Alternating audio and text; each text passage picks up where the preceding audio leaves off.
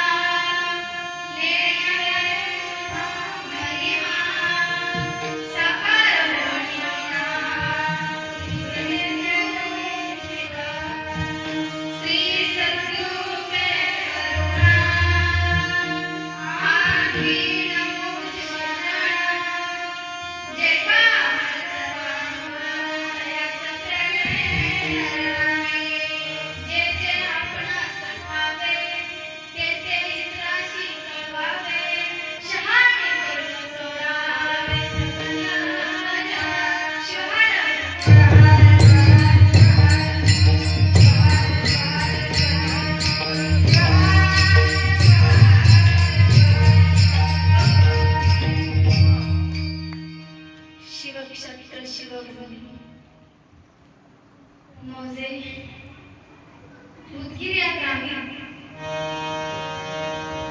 गणेश मंदिरामध्ये चालू असलेला अखंड शिवनाम सप्ताह परमरहस्य ग्रंथराज पारायण सोहळा आणि या सोहळ्यातील आजचा हा तिसरा दिवस। काय माहिती दिवस मला माहिती आहे का? आजचा हा दुसरा दिवस आणि तिसऱ्या दिवसाची कीर्तन रूपी सेवा तुम्ही सर्व सप्ताह कमिटी मंडळांनी व आमच्या श्यामा काकूंनी कोरे अप्पांनी माझ्यासारख्या पामर जीवाकडे सोपवले।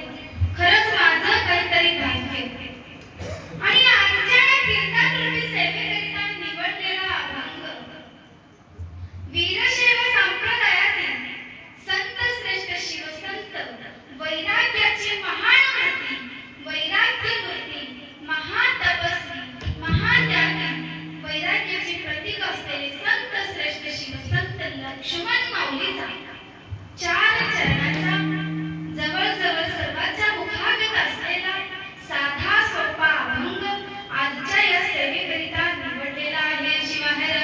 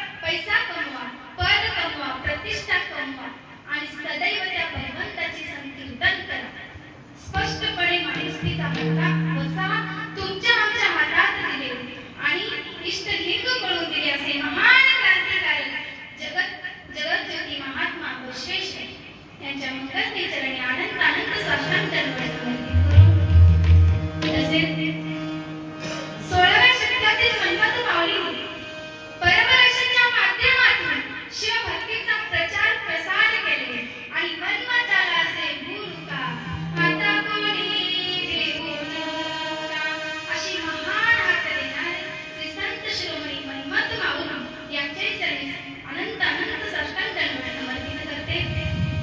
तसेच 21व्या शतकातील महान विभूती शिवाचार्य रत्न अमरपूर भूषण ज्यांनी तळागाळातल्या लोकांना माझे म्हणून पुढे जाण्याचा योग्य मार्ग दाखवला. कित्येक शिवकीर्तनकार घडवून आणले असे महान विभूती राष्ट्रसंत सद्गुरू शिवलिंग शिवाचार्य माऊली अहमदपूरकर यांचे चरणी अनंत दंड समर्पित करते. तसेच ग्रामदैवत भगवंताच्या चरणी गणपती बाप्पाच्या चरणी नतमस्तक होते. तसेच माझे गुरु सद्गुरू राजेश्वर शिवाचार्य माऊली मेघरकर यांचे चरणी नतमस्तक होते. ज्यांनी मला जन्म दिला असे माझे माता पिता कारण मुली बाप होता ज्ञानी तेव्हा लागलो याचारी असे माझे आई वडील यांच्या चरणी कोटी वंदन करून तसेच कीर्तन रूपी सेवेसाठी उपस्थित ज्येष्ठ श्रेष्ठ शिव कीर्तनकार आमची मार्गदर्शिका आमची गुरु आमचे अश्विनीताई स्वामी आलेले आहेत. खरंच खूप सुंदर मार्गदर्शन करतात. कोणत्याही शब्दाचा एक अर्थ जरी विचारला तरी 5 मिनिट तरी त्यावर आम्हाला जे काही पाहिजे ते सांगतात. खरंच खूप सुंदर आमचे अश्विनीताई आलेले आहेत. तसेच आपली संगीता काकू आलेली आहेत. ज्येष्ठ शिवकीर्तनकार प्रवचनकार कथाकार एसटी कॉलनी बजनी मंडळ आमचे हलपुरे काका तसेच आमची काकू पण आली आहेत. कारण माझं कीर्तन आहे म्हणून आले पण त्यांना उत्सुकता निकिताचं कीर्तन आहे म्हणून त्यांनी सगळं त्यांचं काम सोडून माझ्या कीर्तनाला उपस्थित आहे. त्यांचे चरणी नतमस्तक होते. तसेच आंध्र कर्नाटक महाराष्ट्र तेलंगणा या चारही प्रांतांमधील आपले सुप्रसिद्ध गायनाचार्य गान कोकिळा आमची माता श्री म्हणायला हरकत नाही आमचे शैलजाताई खरंच बरं खूप सुंदर गायन आहे आणि त्यांना साथ देणारे आमच्या हरुताई सुद्धा त्यांचे कौतुक करावं तेवढं कमी सर्वांनी एकदा जोरदार गायन आहे. एक महिला असून खूप सुंदर मृदंगाचं वादन आमच्या पुढे एवढी सेवेला माझी साथ आहे. त्यांचे चरणी नतमस्तक होते. तसेच तुम्ही सर्व गायनाचार्य भजनी मंडळ आता तुम्हा सर्वांची नाव मला माहिती नाही तुमच्याही चरणी नतमस्तक होते. तसेच माझे काकाश्री आणि आमच्या श्यामा काका खूप सुंदर असं मला पेटीची साथ आहे. पहा सुभाषितकार सांगतात की संगीत हे ईश्वर की देण आहे कला ही ईश्वर की देण है. संगीत है ईश्वर की देन है हर सुर में बसे है राग रागे जो गाएगा तो रोही को मिले आया. तर सर्वांनी एकदा जोरदार गायचं त्याचे चरणी नतमस्तक होते. तसेच या वयामध्ये एवढं पुढे चालून एवढं सप्ताह करणं खरंच वेळेत पार पाडणं सगळ्या गोष्टी असे आमचे कोऱ्या पाकुटे गेले. खरंच त्यांचे कौतुक करावं तेवढं कमीच. या वयामध्ये एवढं सुंदर कार्यक्रमाचं नियोजन त्यांनी केलेले आहे. त्यांचे चरणी आनंद साष्टांग दंडवत समर्पित करते. तसंच तुम्ही सर्व श्रोते मंडळी मायबाप तुम्ही आहात म्हणून मी तो उभा आणि जर तुम्ही नसाल तर आज मी कीर्तन कुणाला सांगणार म्हणून तुम्ही सर्व सज्जन मायबापांच्या चरणी आनंद साष्टांग दंडवत समर्पित करते. तसेच उपस्थित असलेले सर्व काकाश्री मला तुमचे नाव माहिती जर का कोणाचं नाव चुकून राहिलं असेल तर तुमची मुलगी समजून मला माफ करा आणि राहिलं म्हणजे हे सर्वात महत्त्वाचं आमचे भैया म्हणतात मी तरी मेन आहे आणि तुम्ही माझं नाव घ्या. पहा मला तर असं वाटतं एक 500ची नोट काढावं आणि आमच्या भैयाला नेऊन द्यावं. भैया मी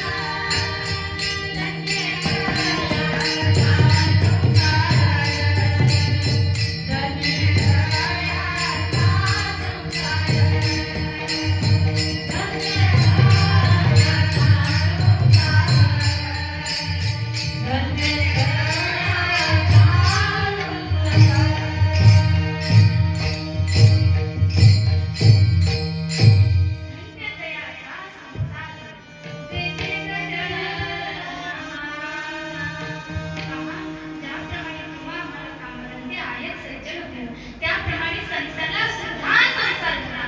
पण मात्र गंमत अशी आहे सज्जन, संत मात्र संसाराचा त्याग केले. बरोबर आहे? इकडे लक्ष द्या. संत मात्र संसाराचा त्याग केले आणि आम्ही मात्र संसारामध्ये गेलो. पहा, आजच्या कीर्तनातून मी जर सांगितलं मायाने संसार सोडा, किती जण संसार सोडून हात वर करा. चटकन हात वर करा. सोडाल का तुम्ही संसार? संसार हा कोणी सोडू शकत नाही मायबाप. आणि मी तुम्हाला संसार सोडा म्हणून सांगत नाही, संसार सोडा म्हणून सांगत नाही. एक लक्षात घ्या सज्जन, संसार सोडा म्हणून सांगत नाही. ज्याप्रमाणे तुम्हाला संसार आहे त्याप्रमाणे संताला संसार आहे. सोडिता सोडेना जड झाला हारी, आता त्रिपुरारी. तर संसार आपण सोडू शकत नाही आणि मी सोडा म्हणून सांगत नाही. पण एक लक्षात घ्या, संसार करा, पण संसार करत करत भक्ती करा, नामस्मरण करा. तुम्ही म्हणाल ताई तुम्ही का वेडे झाले? पहा, तुमचं कीर्तन आहे म्हणून मी आज कीर्तनाला आले. लाडक्या बहिणीचे पैसे संतांमध्ये ठेवले. पहा, पण त्याला कुलूप लावले, दरवाजाला पण कुलूप लावले, पण ते कुलूप लागला की नाही म्हणूनच बघितले. माझं लक्ष इकडेही नाही आणि तिकडेही मी झाले नाही. म्हणजे पहा, सांगते काय, फक्त आम्हाला संसार 2 तास कीर्तनाला यायचं म्हटलं, गाथा भजनाला यायचं म्हटलं, प्रवचनाला यायचं म्हटलं तर आम्हाला आमचा संसार सापडतो. बरोबर आहे? काही लोक आपली संसारामध्ये एवढा गुंतले, स्वतःचा संसार करत असताना भगवंताचं नामस्मरण करण्यासाठी काही लोकांना वेळच मिळत नाही. म्हणजे एवढं तरी आम्ही आमच्या संसारामध्ये गुंतलो. बरोबर आहे? सध्याची परिस्थिती. पण पहा, संसारामध्ये गुंतल्यास प्रत्येक व्यक्तीला असं वाटतं माझ्या जीवनातलं सुख, माझ्या जीवनातला आनंद ही माझ्या संसारातच आहे. पण संत तर वर्णन करतात, शिवदास माऊली तर प्रमाणासहित सांगतात. पहा पहा हो संसार, सकळ दुःखाचे माझे. हा संसार सुखमुखी नसून मुळात दुःखानेच भरलेला. बरोबर आहे? का सुखाचा आहे? सुखही आहे आणि दुःखही आहे. म्हणजे लक्षात ठेवा सज्जन, ज्या व्यक्तीला सुखाची प्राप्ती करायची आहे त्या व्यक्तीनं फक्त आणि फक्त एकच केलं पाहिजे, ते म्हणजे भगवंताची भक्ती, भगवंताचं नामस्मरण केलं पाहिजे. नक्की आम्हाला सुखाची आणि समाधानाची प्राप्ती झाल्याशिवाय राहत नाही. आणि आम्हाला संत म्हणतात आमचं सुख जर कोठे असेल, आमचं सुख जर कोठे असेल, सुख देईल शंकर करा पूजा.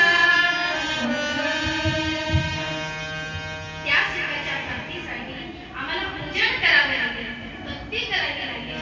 नक्की जीवनामध्ये सुखाची प्राप्ती झाल्याशिवाय राहत नाही.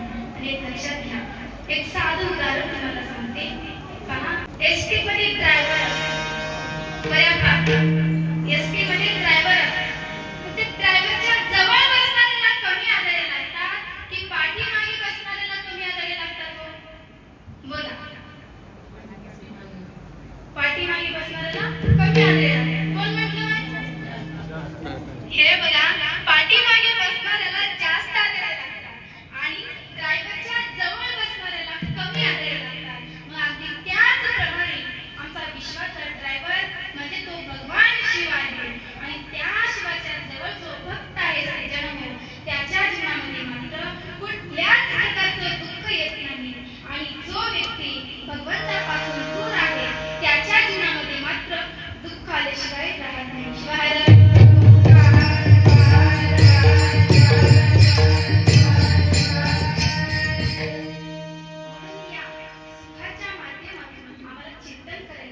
भक्ती करायची आहे आणि त्याची भक्ती करण्यासाठीच मिळालेला मनुष्य जन्म आहे.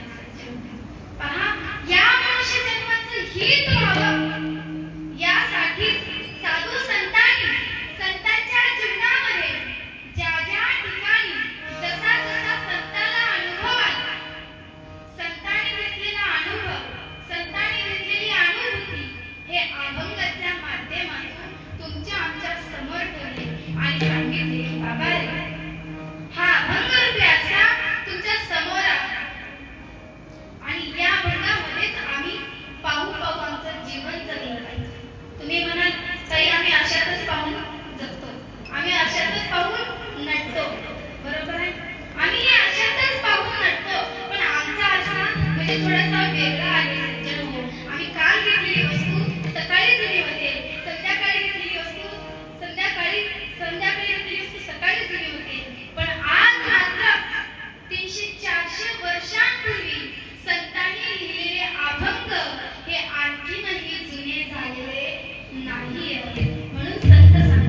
हा भंग रूपी आरसा तुझ्या समोर आहे आणि यामध्येच आम्ही पाहू आमचं जीवन जगलं पाहिजे. शिवाय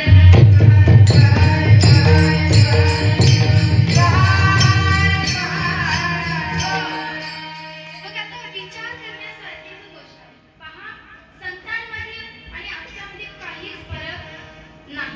बरोबर आहे? संतांनाही हातपाय होते, आम्हालाही हातपाय. संतांनाही नाक, आम्हालाही नाक. संतांमध्ये आणि आमच्यामध्ये काय फरक आहे? संतांनाही शरीरच होतं आणि आम्हालाही शरीरच आहे. बरोबर आहे? पण मात्र संतांना मात्र या शरीराचं किंमत कळाली, म्हणजे महत्त्व कळालं आणि आम्हाला मात्र कळालेलं नाही. आणि कळून न दिल्यामुळे संत तुम्हा आम्हाला सावध करतात.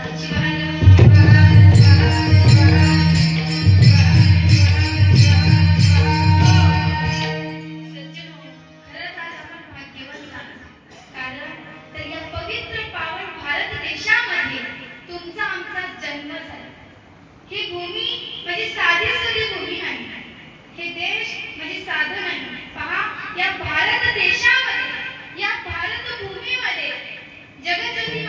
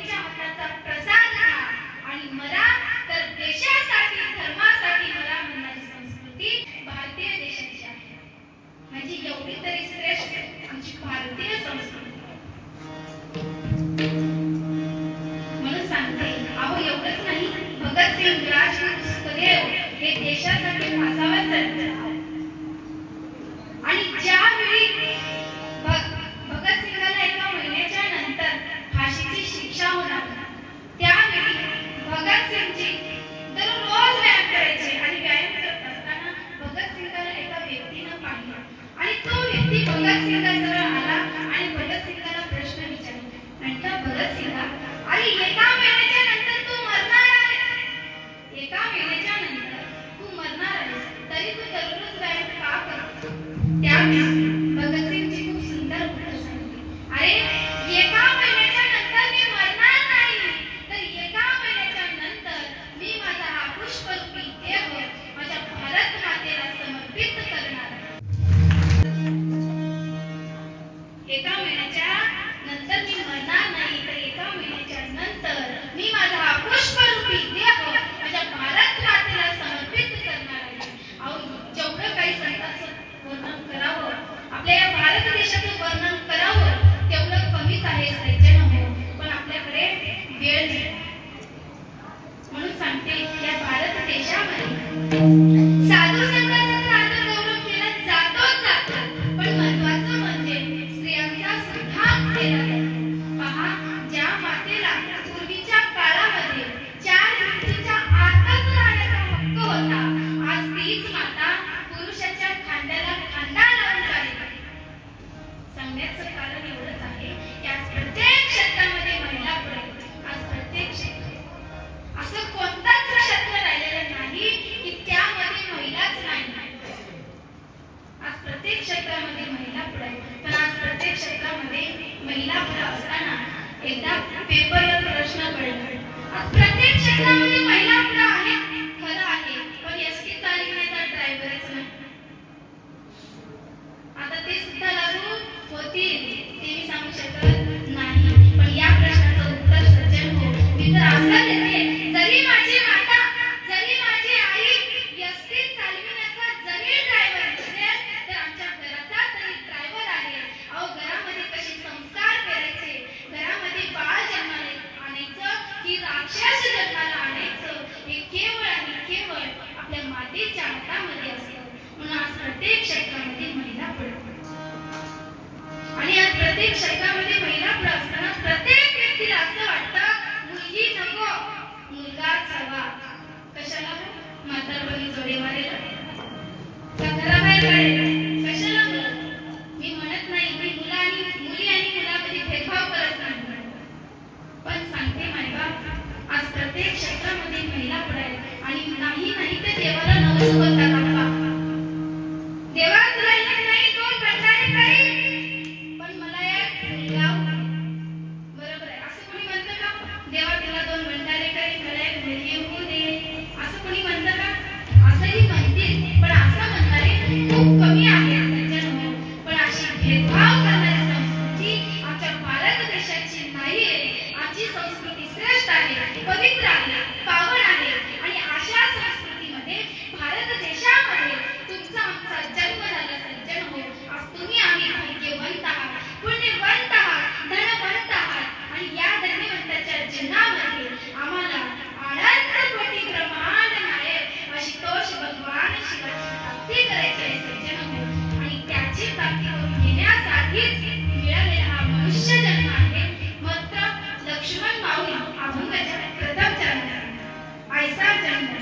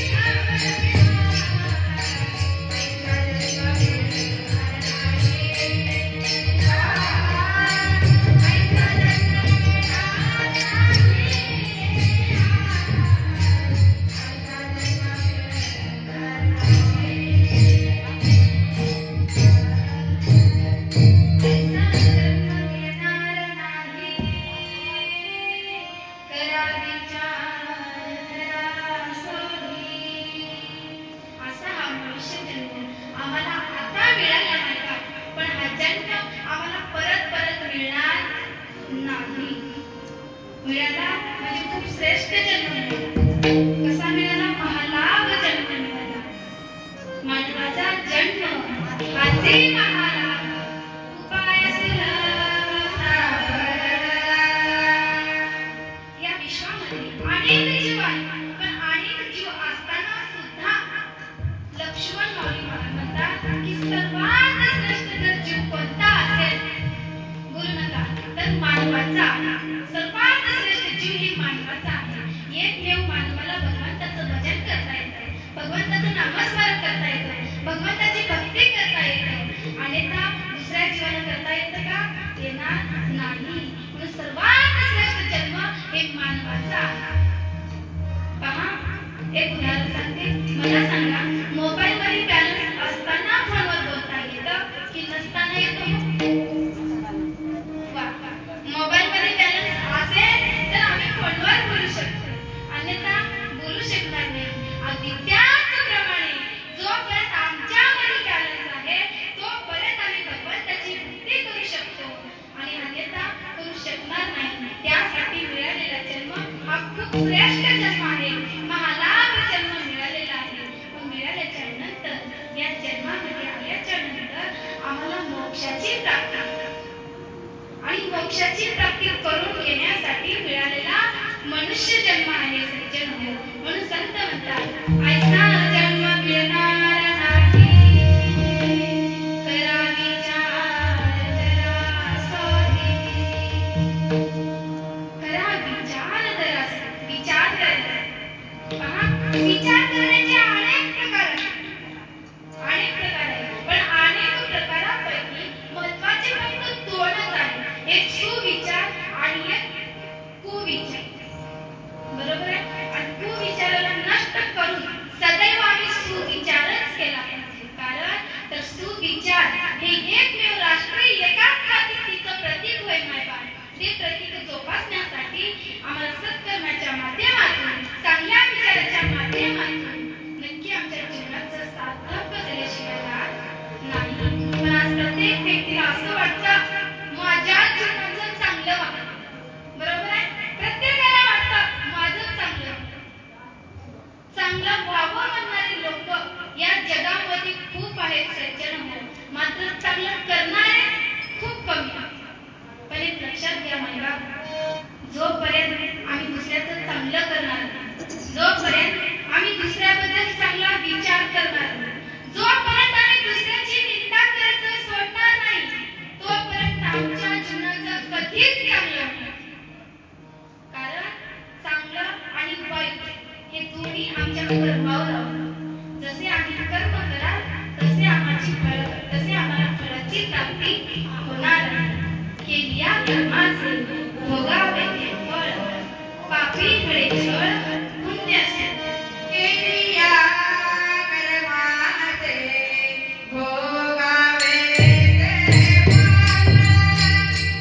केल्या कर्माचे भोगावे ते फळ, केल्या कर्माचे भोगावे ते फळ.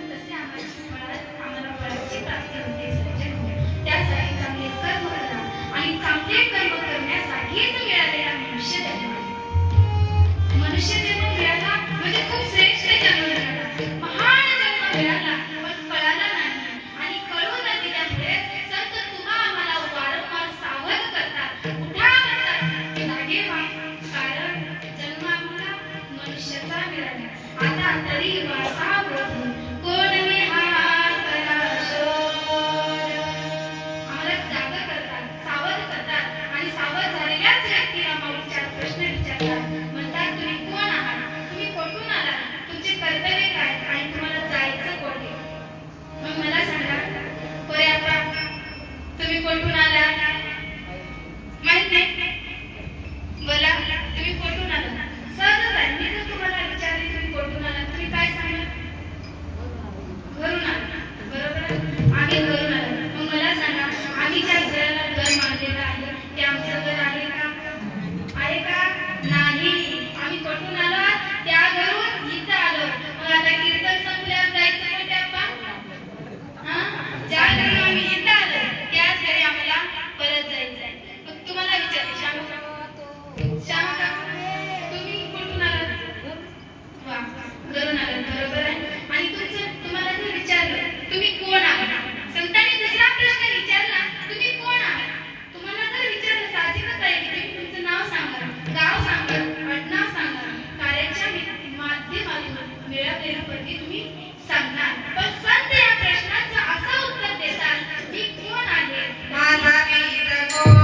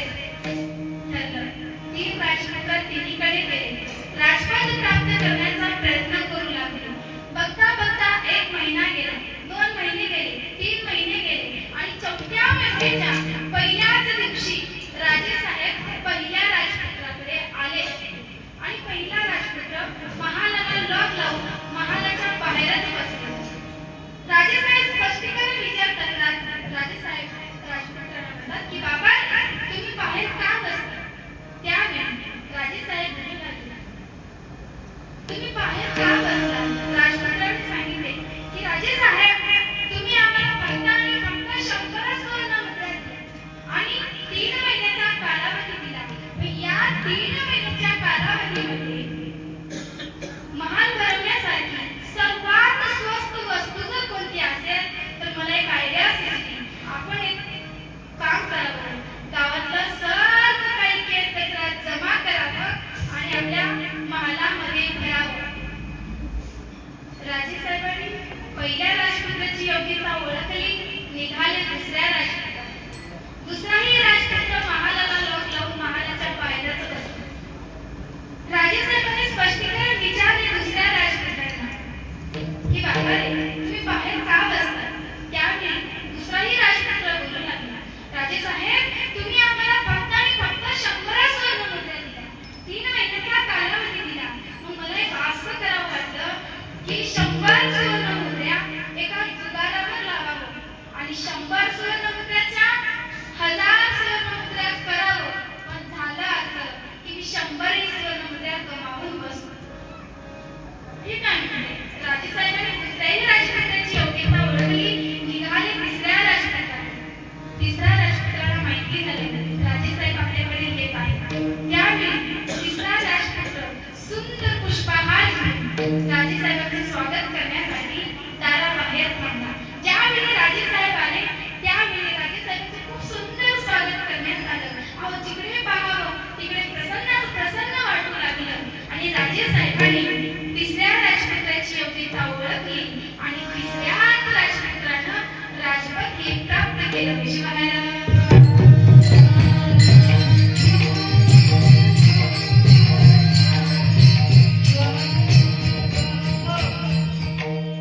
आता मला सांगा, बसणाऱ्याने उत्तर.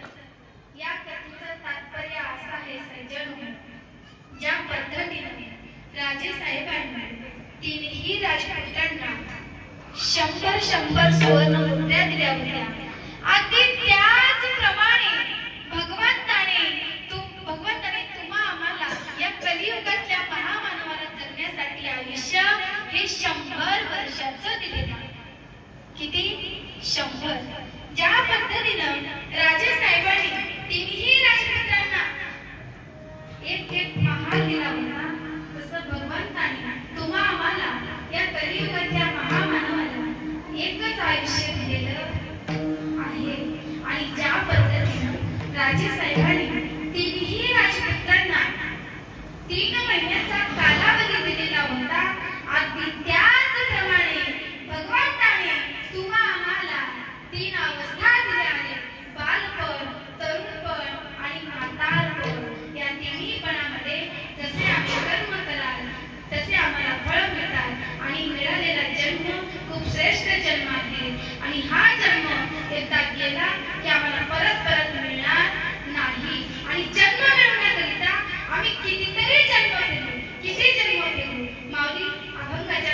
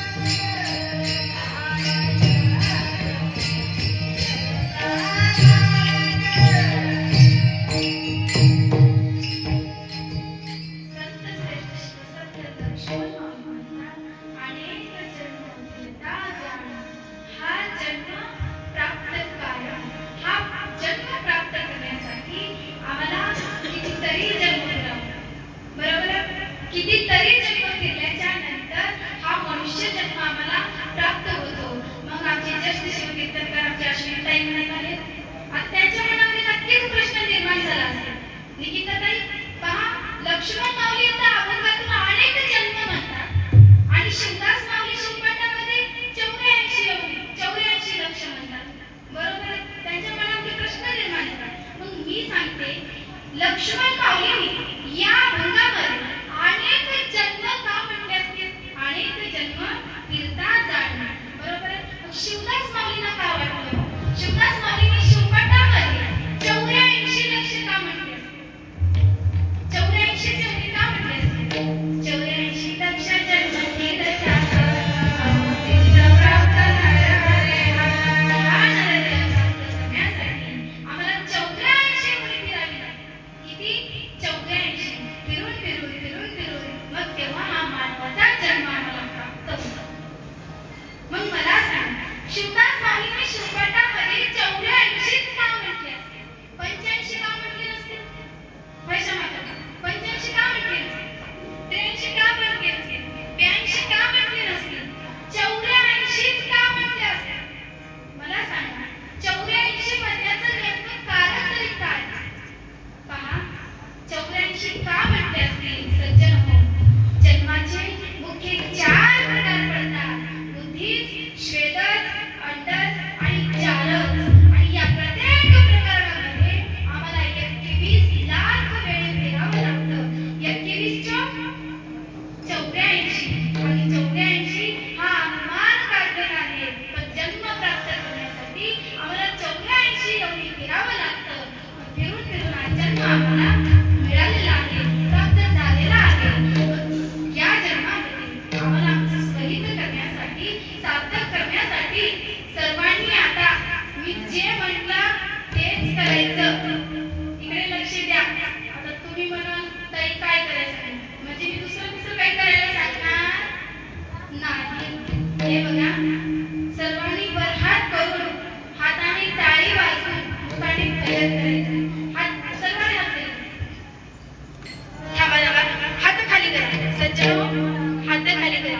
आमच्या काकू म्हणत आहेत ताई आमचे पतिदेव इथेच बसून आहेत आणि का ग तुला कीर्तनात हातलेवरी करावंसं वाटलं तर का? असं म्हणतील म्हणायची चिंता अजिबात करू नका. आणि जरी असं म्हटले तर सरळ माझ्यासोबत निघून या. फक्त कसे उद्या सकाळी जाणार पण मात्र सर्वांनी वर हात करून भजन करायचे. लक्षात ठेवा जे जे वर हात करून भजन करणार नाही त्यांच्यासाठी पतीला पत्नीची शपथ. आता पतीला पत्नीची शपथ, पत्नीला पतीची शपथ. आणि आमचे भैया म्हणत तयारचं कसं?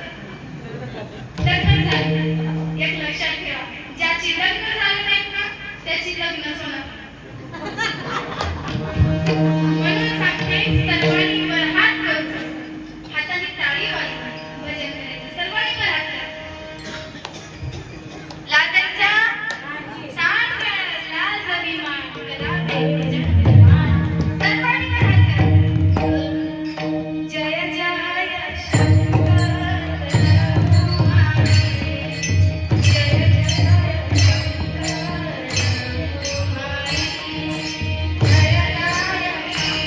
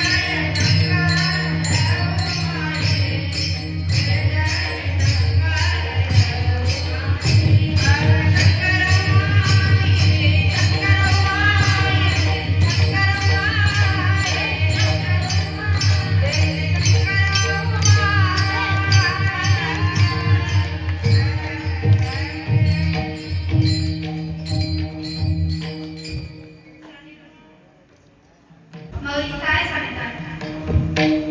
पाहिजे 20 मीटर कीर्तनाला आरती. पहा, खरंच करतात. आमच्या माता माऊलीची पावलं पाहून मला एक आठवण. खूप सुंदर बोललं. पहा, अहो लग्नापुढे डीजे लावून कोणीही नाचतं. बरोबर? लग्नापुढे डीजे लावून कोणीही नाचतं. खरं म्हणजे इथं येऊन नाचावं. पहा, एक आठवलं म्हणून सांगते. लग्नापुढे जे डीजे लावून नाचतात ते मस्तीचं नाचणं असतं. इलेक्शन मध्ये जे पिऊ पिऊ नाचतात ते तिरस्काराचं नाचणं असतं. लग्नाच्या वरातीपुढे जे डीजे लावून नाचतात ते मस्तीचं नाचणं असतं. आणि इथे येऊन आनंदाने पावलं फिरून भजन म्हणून आनंदाने नाचतात ते भक्तीचं नाचणं असतं. ते भक्तीचं नाचणं असतं. सर्वांनी एकदा जोरदार टाळ्या. पहा, लक्ष्मण माऊलीला याबद्दल काय सांगायचंय म्हणजे तुला आम्हाला लक्ष्मण माऊली उपदेश करतात. म्हणतात की बाबा, हा जन्म कसा आहे, कशासाठी मिळालेला आहे आणि मिळालेला जन्म कसा आहे. नरजन्म जळावरील तरंगा, सखा कुमारंग जळी नरा. नरजन्म म्हणजे पाण्यावरच्या बुडबुड्यासारखा. कधी जाईल सांगता येत नाही. पहा, त्या पाण्यामध्ये जर एखादा खडा टाकला, जसं तरंग निर्माण होतात आणि फुटून जातात, तसं हा जन्म आहे. या जीवाची काही गॅरंटी नाही.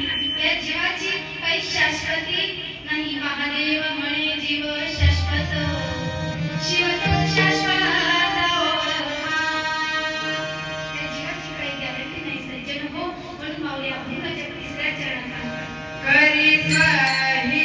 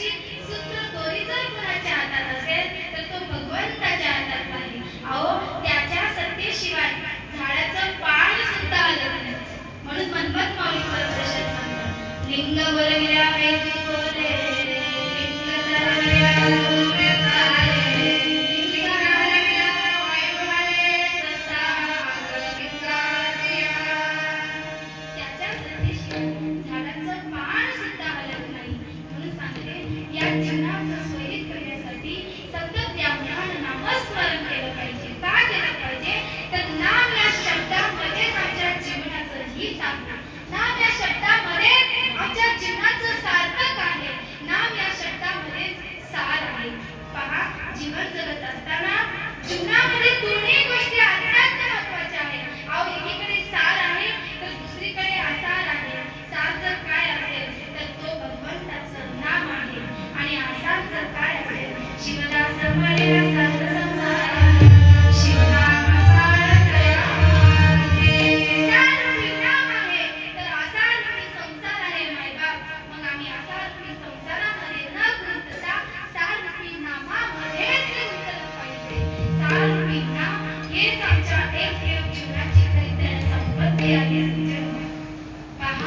आम्ही जी कमावलेली धनसंपत्ती आहे ना ती आम्हाला इथेच टाकून जायचं. काही येणार आहे ना सोबत? येणार नाही. पण नाम, चालरूपी नाम हे असं एक माध्यम आहे, असं एक साधन आहे की ते कमावल्याच्या नंतर ते नाम हे आमच्या अंतिम शेवटच्या टोकापर्यंत येऊ शकतं. म्हणून आम्हाला असं साधन कमवायचं म्हणजे ते नाम, चांगली संपत्ती आमच्या अंतिम शेवटच्या टोकापर्यंत यावं. एकदा गुरुने शिष्याला खूप सुंदर प्रश्न विचारले. म्हणते, बाबा संपत्ती म्हणजे काय आणि विपत्ती म्हणजे काय? सांगा. संपत्ती म्हणजे काय, विपत्ती म्हणजे काय? माहिती नाही ना. त्यावेळी शिष्याने गुरुला खूप सुंदर उत्तर सांगितलं. देवा, तुमचं नामस्मरण हेच संपत्ती आहे आणि तुमचं विस्मरण हेच विपत्ती आहे. आणि यदा सिद्धांत शिकामणी माऊली सांगतात, भाव नाम ही कर्म पावना जपी पावन. आम्ही काय करतो त्याच्यापेक्षा कोणत्या भावनेने करतो त्याला फार महत्व आहे. आणि जो व्यक्ती विश्वासाने देवाला भजतो नक्की त्या व्यक्तीच्या जीवनाचं सार्थक कल्याण झाल्याशिवाय राहत नाही. सज्जन हो. म्हणून शेवटी लक्ष्मण माऊली तुम्हा आम्हाला विनवणी करतात.